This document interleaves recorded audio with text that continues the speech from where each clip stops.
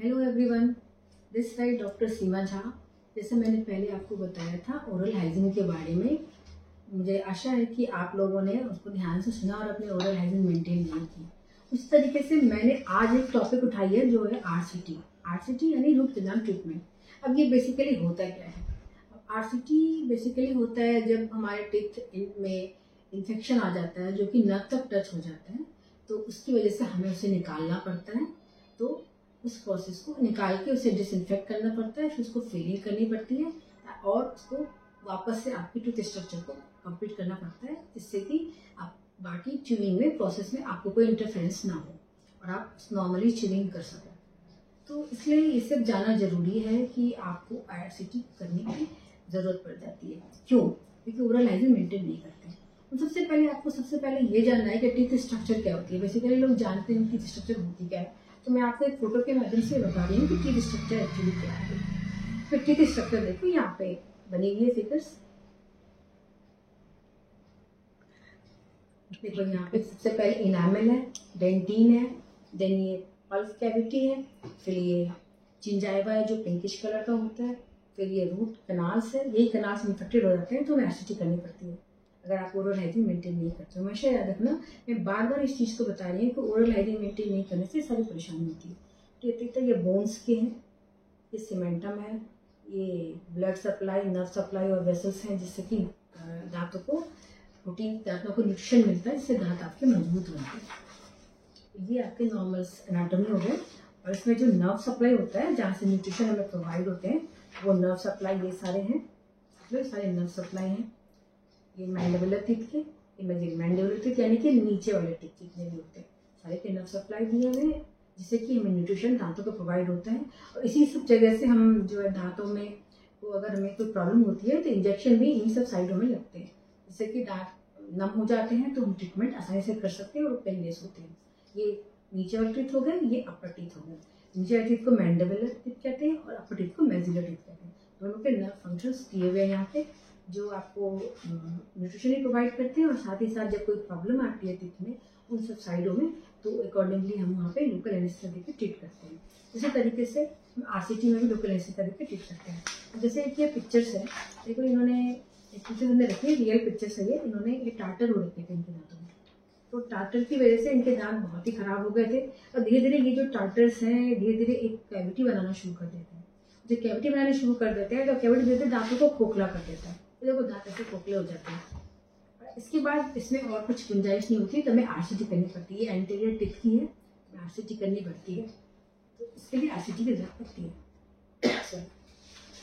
अब आरसीटी होती कैसी है आपको इसके बारे में बताते हैं।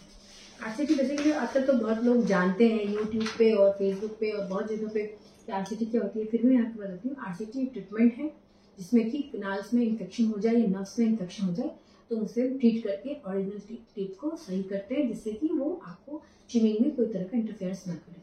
इसकी प्रोसेस होती है, सबसे पहला प्रोसेस जैसे इन्फेक्टेड टीथ दिया हुआ, इन्फेक्टेड टीथ को हम यहाँ से क्लीन करते हैं, करते हैं, फिर इस इन्फेक्टेंट यहाँ पे यूज करते हैं ताकि सही तरीके से क्लीन हो जाए, नर्व सारे क्लीन हो जाए, जितने भी यहाँ पे कैविटी डिपोजिशन है, जितने भी यहाँ पे प्रॉब्लम्स है, इन्फेक्शन है, सारा कुछ निकल जाए, रिमूव हो जाए। एंड देन उसके बाद वहाँ पे हम फीलिंग करते हैं। फीलिंग जो होती है बायोकेमिकल फीलिंग होती है। बायोकेमिकल मतलब कि अगर मान लो गलती से वो आपके मुंह में चला जाए तो आपका इफेक्ट नहीं करेगा, और वो दांतों के लिए भी सही होता है, ओरल कैविटी के लिए सही होता है, बॉडी के लिए भी सही होता है। देन उसके बाद हम उसको पूरी तरीके से कंप्लीट फील करते हैं, सील कर देते हैं। सील करने के बाद उसको 1-2 दिन के लिए छोड़ते हैं, अगर आपके पास कोई प्रॉब्लम नहीं है। देन उसको फिर हम फाइनल फीलिंग करके देन उसके ऊपर कैप लगाने की एडवाइस देते हैं। कैप इसलिए देते हैं कि कभी कभी आप कोई हार्ड फूड खाते हो, जैसे ये पोस्टीरियर टीथ का है, जैसे बैक साइड के टीथ होते हैं, तो च्यूइंग में बेसिकली बैक साइड टीथ की जरूरत पड़ती है, जिसमें कैप के लिए इसलिए बताते हैं कि कैप लगाओगे तो उससे च्यूइंग करने में आपको बाकी और प्रॉब्लम नहीं होगी। तो ये आरसीटी है। तो आरसीटी का बेसिक सेंस तो ये है कि भाई टीथ को सही तरीके से मजबूत रखना। बट मैं ये एडवाइस करूँगी कि आप लोग ये सोचें कि आरसीटी नहीं करानी पड़े और आप अपने टीथ को सही तरीके से रखें, ये ज़्यादा इंपॉर्टेंस है। तो बेसिकली देखो ये एंटीरियर टीथ के हैं, जैसे मैंने आपको पहले दिखाया था। एंटीरियर टीथ बहुत ही खराब हो गए थे उनके, तो उन्हें हमें पूरी तरीके से ट्रीट करना पड़ा है।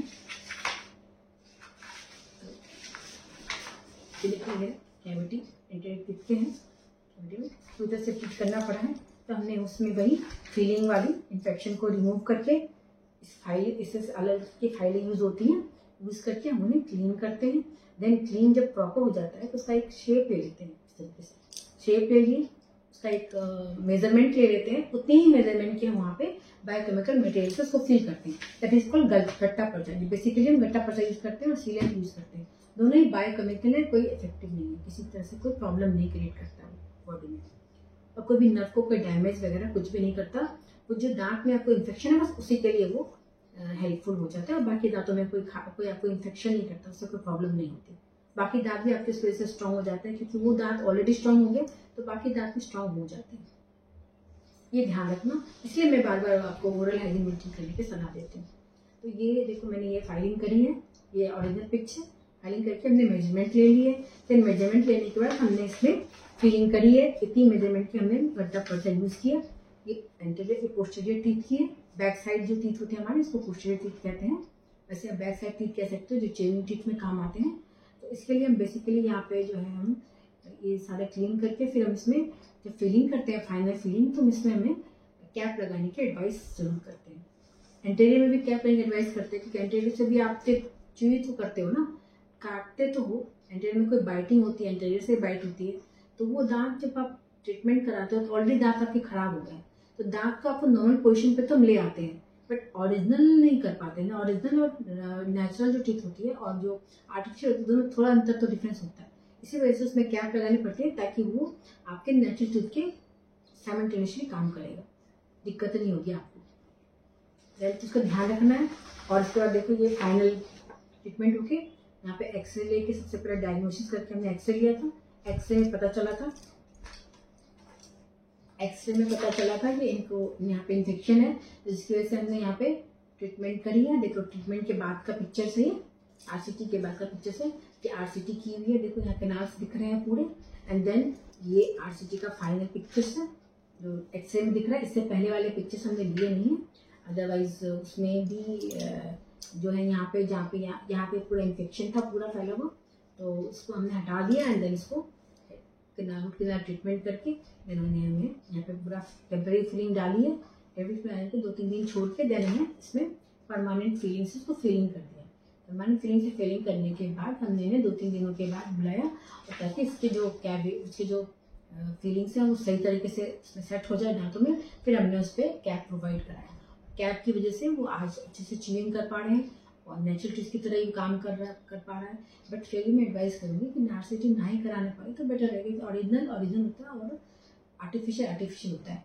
फिर भी अगर कैसा कोई सा प्रॉब्लम हो जाए तो आप जरूर अपने डेंटिस्ट के पास, जो भी आपके नियरेस्ट डेंटिस्ट हो, उनसे मिलें और अपने दांतों का सही देखभाल करें, और कोशिश करें कि आरसीटी या किसी और ट्रीटमेंट की जरूरत ना पड़े। हमेशा दांतों को क्लीनिंग कराते रहें, जिससे सारा कुछ आपको मेंटेन होता रहेगा। और एवरी 6 मंथ्स में आप डेंटिस्ट के पास जाके दांतों का ट्रीटमेंट कराते रहें, चेकअप कराते रहें, जिससे आपको फर्दर कोई परेशानी ना हो, टीथ एक्सट्रैक्ट करने की नौबत ना आए। टीथ एक्सट्रैक्ट करने की नौबत ना आए, इसीलिए हमने आरसीटी का एक ट्रीटमेंट रखा है जो डेंटिस्ट लोग करते हैं, जिसकी वजह से कि आपके दांत जो है, जो बाकी के स्ट्रक्चर है कम से कम वो बच जाए।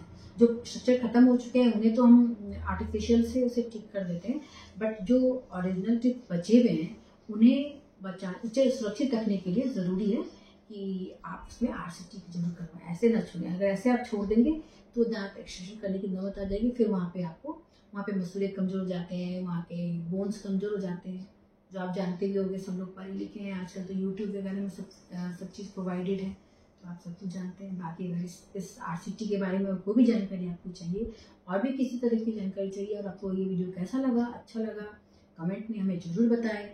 ऐसे वीडियो और आप कितने देखने चाहेंगे, किस दांतों की कैसे ट्रीटमेंट होती है, उन सब के बारे में जानकारी चाहिए तो हमें फॉलो करें, सब्सक्राइब करें, लाइक करें। Thank you so much.